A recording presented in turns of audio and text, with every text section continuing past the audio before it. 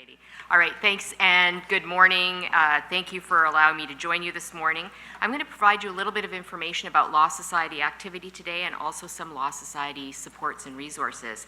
We actually split up our Law Society time today. We have an hour, but I'm going to do about a half an hour, and I'm going to focus mostly on operations, some risk management, talk about why activities are happening at the Law Society, and then Carrie Boniface, who's going to join you after the break, is going to actually focus on some key resources and supports for practitioners. And we certainly hope that this is the type of information that you'll be able to take away with you and take back to your memberships and talk about and reach out to us if you'd like some more information.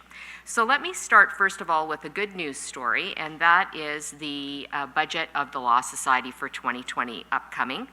And the licensee fee. This budget sees an annual fee decrease for licensees for the first time in 10 years.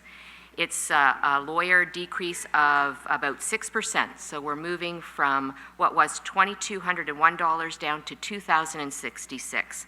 Similarly, the paralegal fee is decreasing as well. The process for the development of the proposed 2020 Law Society budget has been ongoing since early 2019, in fact. The budget proposal itself was completed in full before we had our new set of benchers join us, and they had their first set of meetings in September to discuss and consider what we would be doing as we move forward. Along with my senior management executive team, I took the opportunity of what was my first year as the CEO of the Law Society to really reconsider the organization's approach to budget management and Law Society finances, and to set a new direction for our analysis and planning. The organization, of course, has been through a fair bit of change operationally in the past year and a half or so, which included a focus on creating enhanced stability within and across our divisions in the organization, and also prioritizing regulatory functions. The activity actually recalibrated the tone and approach of our work, both across operational units as well as with our board. In past budgeting exercises, the Law Society actually tended to include allowances for policies and projects and program implementation that we anticipated perhaps being approved in the coming year, ensuring that funding was available just in case a particular project or policy was approved mid-year. But this draft budget for 2020 no longer anticipates the implementation of policy projects and programs, and therefore does not include the related cost projections. As a result of that, the budget that my team and I put forward more closely reflects the anticipated actual spending and reduces our variances between projected and actual results. This does mean, of course, that projects that are approved mid-year at the Law Society will either not proceed to be implemented until the following budget year, when the funds can be made available through the regular process, or will only be funded if contingency monies are available to be applied to that implementation. So you'll see the categories of fees on the screen for the annual license, and then the second largest amount actually pertains to the compensation fund. And this is an important reminder, I think, for all of us, because it is a critical public policy matter for the profession. This fund actually had a significant adverse claims experience around 2013 or 2014, and it manifested itself around 2017 as a significantly depleted fund balance. To manage that adverse claims experience and actually replenish this fund, the Law Society instituted a 3-year levy plan that was initiated in 2018 and will go through until the end of 2020.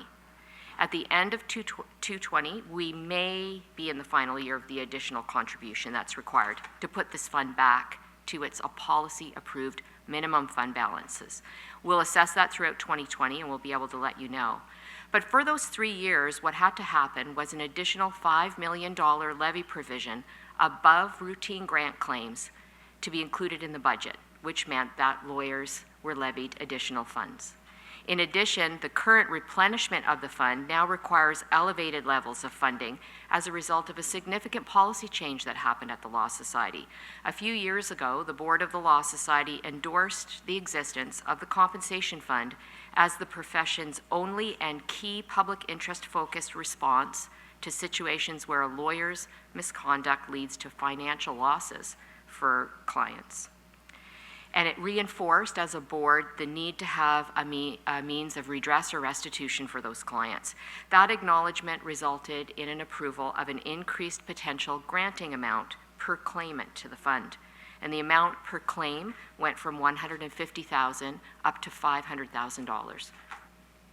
At this point, because it's been actually a little bit less than 3 years since the inception of that increased granting policy, it's actually difficult for us to know if the trend for payments is going to see an increase through the compensation fund for payouts, and whether or not this will actually affect licensee levies. Right now, the compensation fund is coming back to its minimum balance quite nicely. We do anticipate that 2020 will be the last year of the increase, but we never know what will happen on the ground with regard to trends in grants. We'll continue to review the actuarial realities of that, and then we'll adjust that fund balance in accordance with exposure and experience and make sure that we are fully onside our public interest policy in this area.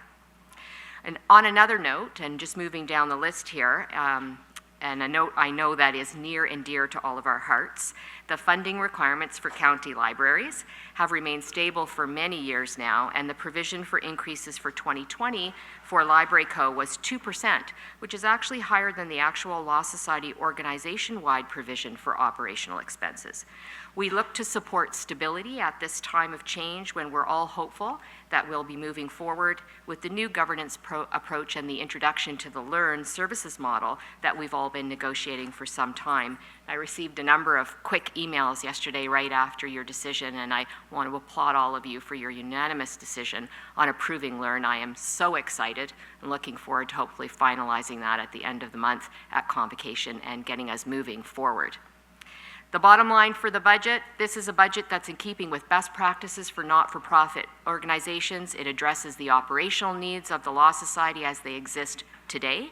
It allows us to focus our attention on the work of our board as they proceed to define their strategic priorities and make plans for moving forward. So just to wrap up the budget so that you understand the percentages and how your levy breaks down, the end result is that you'll be paying 76% of your fee to regulatory and governance operations. That's about $1,574. 11% of your fee goes to the compensation fund that I just spoke about to support payments to clients who have lost money as a result of the misconduct of lawyers. That's $219. 9% of the fee goes to Library Co. or the Future Learn. That's $182. And 4% to capital and infrastructure funding requirements, such as improvements in technology, bricks and mortar, and our investment in intangible assets at the Law Society to keep all our systems running. So that's the breakdown. A good news story, significant decrease, and with any luck in the compensation fund remaining balanced, there may be further decreases to come. I wanted to chat a little bit now, just jumping off of new strategic plans for the Law Society, and let you know about a couple of task forces that have been established at the Law Society. 2 task forces that the Treasurer and I have decided we'd like to have the benchers engage in related to the ongoing development of the Law Society's regulatory priorities. It also presents an important opportunity for us to ensure that our newly elected board, which, as you know, has seen a 70% turnover, has the chance to take the time to better understand and learn about the many activities that the Law Society is currently supporting. So we have 2 task forces, the Proportionate Regulation Task Force and the Program Review Task Force. They're going to be doing some interesting strategic analysis. They're tasked with the objective of assessing the current state of various Law Society requirements and programs. The Proportionate Regulation Task Force, or to use another term that's more common in the market today, the Burden Reduction Task Force, will focus on a key principle that is enshrined in our legislative mandate, and that is that we apply our regulatory powers in a manner that is proportionate to the outcomes that we're seeking to realize. They'll look at the various obligations for licensees, and they'll be determining if those continue to be valid and relevant regulatory purposes in today's risk and practice environments. The Program Review Task Force will be reviewing various components of the Law Society's supports and programs that we provide for licensees, and will determine if they continue to be useful, timely, and effective applications of funding in support of all of your competence, conduct, and your ongoing practice viability. Program reviews are, of course, a very standard activity in all corporations, and they represent a good corporate hygiene, both operationally and at a governance level when they're conducted periodically. The Law Society has always engaged in periodic program reviews across the years, but reviews of programs are particularly useful when they're aligned with strategic planning and the setting of new priorities, which is what's happening right now at the Law Society. So we might expect to see various recommendations coming from those task forces as we move forward into the future, probably for at least the next couple of years. Speaking of supports and activities that address risk and practice management, and also supports for licensees to maintain viable and vibrant practices, and why they exist and why the Law Society is providing them, I did want to spend some time today speaking more specifically about a few of our key quality assurance protocols at the Law Society. The programs that assist us as a regulator to assure that licensees are capable of supporting the needs of their clients and that they're avoiding harm to those clients. And today I'd like to just address spot audit and practice review. The spot audit program was created in 1998. It has quite a robust history. It's a proactive quality assurance program that assesses a firm's compliance and financial record-keeping requirements. Spot audits measure the integrity of the law firm's financial filings, ongoing compliance and financial record-keeping requirements, and they also identify serious misconduct related to financial matters.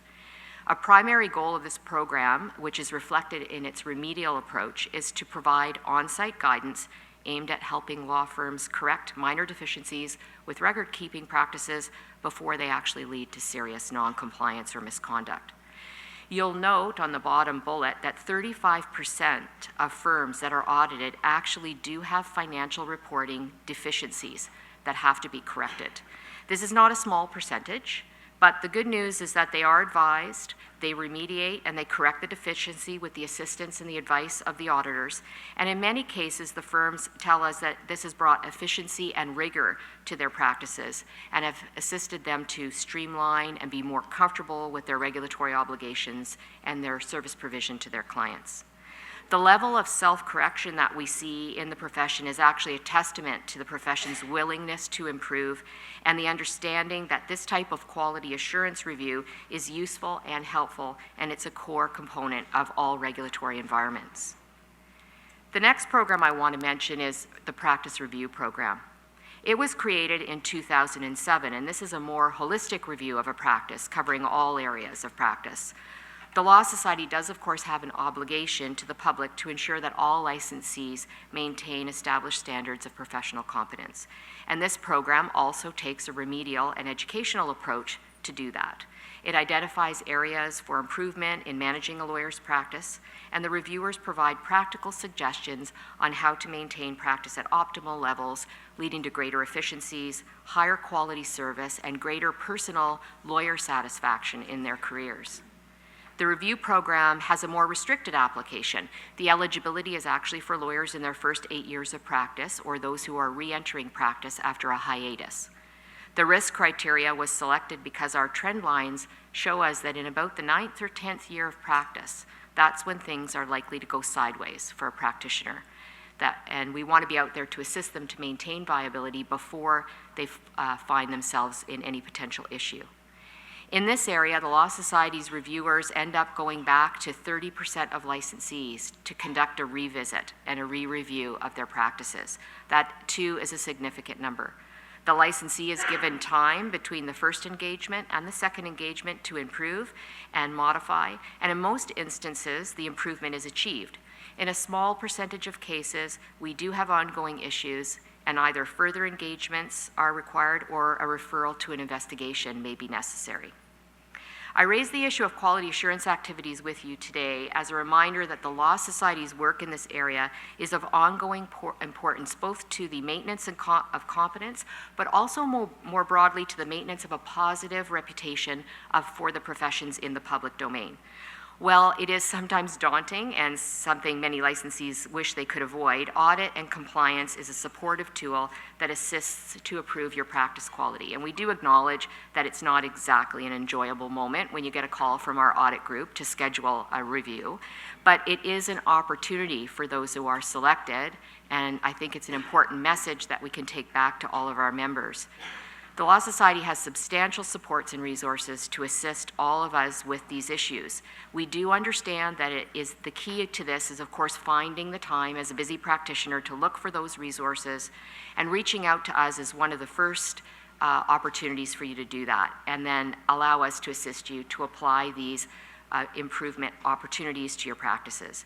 We are a supportive regulator with a significant competence mandate, and helping you to maintain and enhance your practice is important to us. We are here to assist you, and we certainly encourage you and your members to engage with us.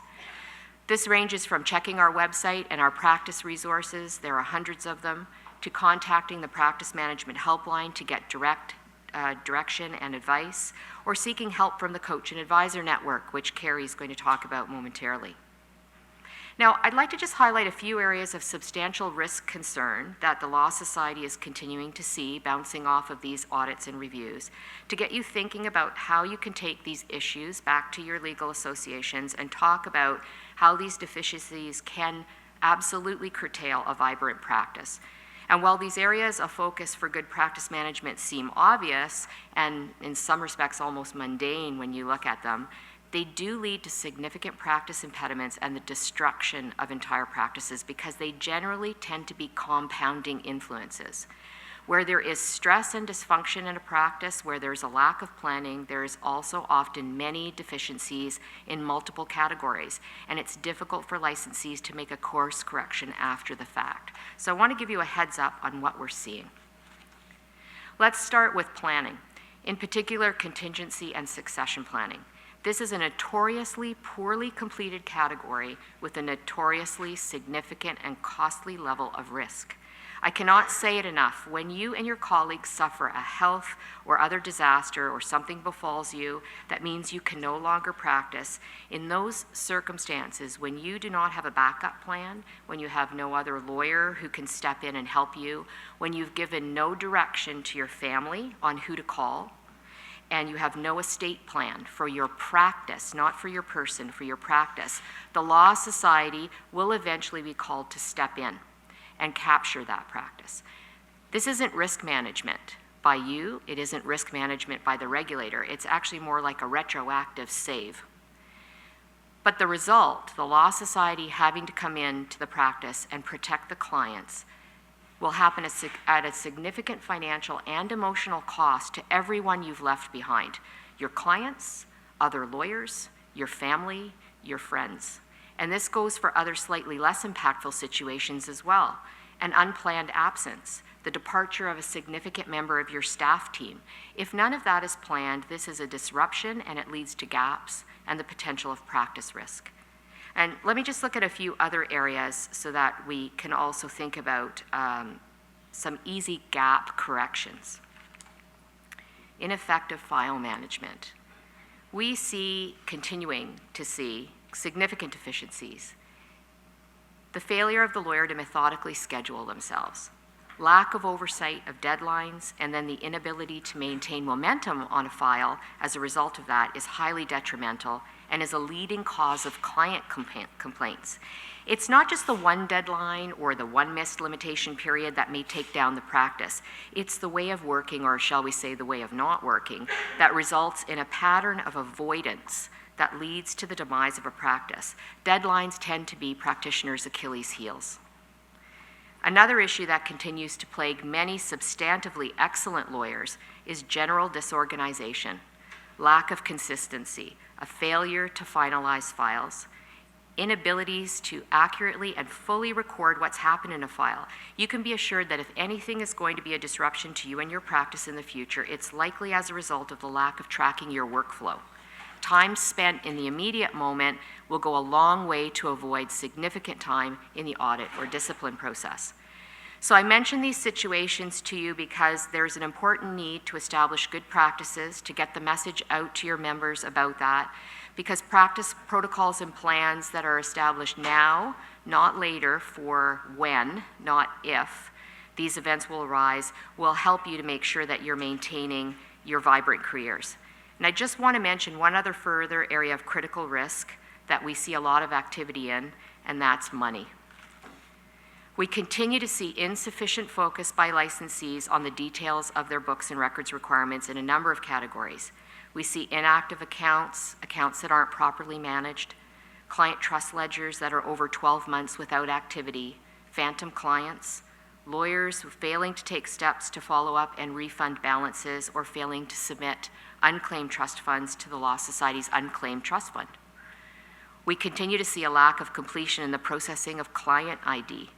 Firms are failing to obtain all the required information they need when they're opening client files. And the main things that we're seeing are not actually with client identification. It's actually with, it is with client identification as opposed to client verification. So for instance, when you're identifying individuals as clients, failing to collect all the required information about that individual, copying a client's driver's license is not necessarily sufficient. You do need other information if you can obtain it: the business address and phone number for your client, the occupation of your client. When you're identifying organizations, we see lawyers following focusing their identification efforts on the individual who's actually providing instructions, but then failing to collect organizational information that's required. So the organization's incorporation number, the place of incorporation, the time of the issuance, and the general nature of the organization's business are all critical pieces of information. Another area of risk is with trust reconciliations and comparisons and not being prepared on time and failing to reconcile items on a timely basis. Lawyers have to review their trust comparisons monthly when they're prepared by a bookkeeper and follow up on any adjusting items, because paying attention to overdrawn accounts or outstanding deposits will make sure that you find yourself in order with your finances and not missing funds. Issues involving the flow of money in and out of trust accounts, in particular in law firms, and other financial aspects of practice, from retainers through to pre-taking and business investment conflicts, continue to be a significant percentage of all the discipline hearings at the Law Society, at over 40%. And they have some of the biggest negative impacts on public confidence and the reputation of lawyers generally. You cannot miss, of course, when you read the newspaper these days, all the discussion about anti-money laundering issues and problems that we're having across the country and across the world. And the perception that lawyers are not doing their part, and in fact are perceived to be significantly implicated in the flow through of these illegal transfers, either as dupes or otherwise.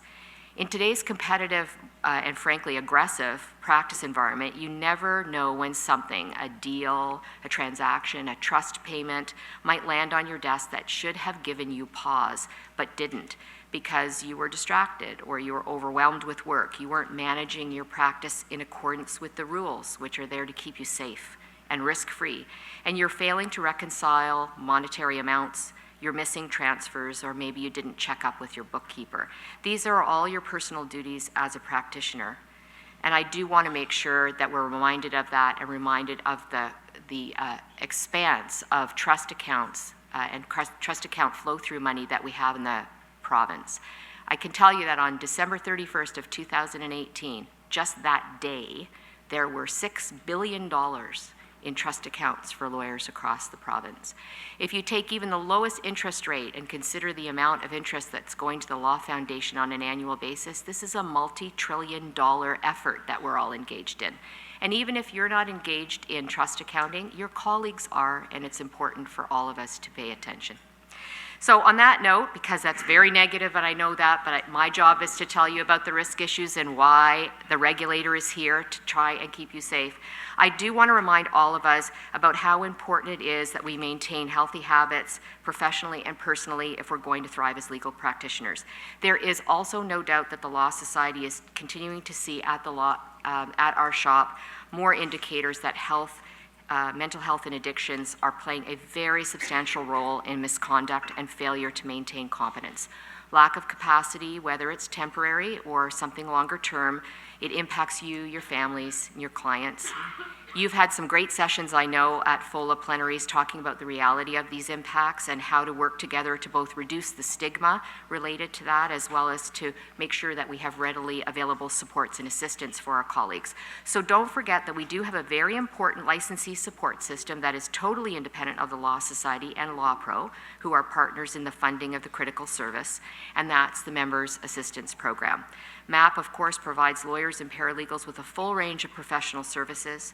The Member Assistance Program is provided by an independent provider, Homewood Human Solutions, to all lawyers, paralegals, law students, and judges in Ontario, as well as their family members, and it is a fully confidential service. Addressing the impacts of mental health and addictions issues continues to be a priority for the Law Society in all of our approaches to our licensees, whether that's our frontline telephone answering, our support services, our resource services, our audits, and even as we go through complaints and our disciplinary hearings. A key element in preventing a disciplinary result is for all of us as colleagues to acknowledge the health issues, that they're important risk considerations for all of us, to encourage openness and awareness and planning for these circumstances so that we can assist our colleagues to manage these issues and that we can all enjoy vibrant and strong legal careers. So that's it for me. I'm happy to take any questions before we take a break and then move on to the positive news, which is Carrie, leaving that all to her. So are there any questions that I can take?